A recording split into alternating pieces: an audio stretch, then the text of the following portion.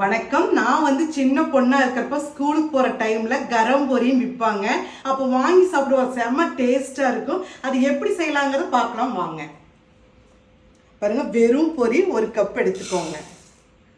ஒண்ணுமே இல்லைங்க, எல்லாம் சிம்பிள் தான். இப்பதான் அது இதுன்னு போடுறாங்க. லைட்டா சால்ட் போட்டுக்கோங்க.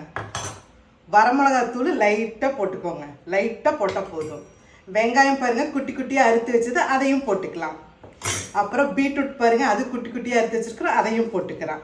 லைட்டாக தேங்காய் எண்ணெய் அப்படியே சுற்றி இப்படி ஊற்றுங்க, அவ்வளோதான். அப்புறம் லெமனு ஒரே ஒரு சொட்டு இப்படி, அவ்வளோதாங்க. இப்போ பாருங்கள், பொரி எப்படி நல்லா கலக்கி அப்படியே பேக்கெட் பண்ணி கொடுப்பாங்க. கரம் பொரி கரம் பொரி கரம் பொரிப்பாங்க. வாங்கி ஸ்கூல் டைமில் அப்படியே பேக்கெட்டில் போட்டு அப்படியே சாப்பிட்டு ஸ்கூலுக்கு போக வருவோம். செம டேஸ்ட்டாக இருக்கும்.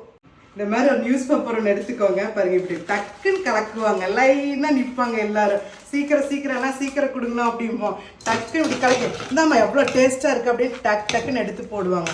போட்டு என்ன பண்ணுவோம் தெரியுங்களா, இப்படி மடக்கம் கூட விட மாட்டோம். கொடுங்க அப்படியே அப்படின்னு சொல்லி வாங்கிட்டு அப்படியே பேக் ஒன்று மேலே மாட்டிட்டு இப்படி எடுத்து, ஆனால் சூப்பராக இருக்குதுங்கண்ணா அப்படிம்போம்.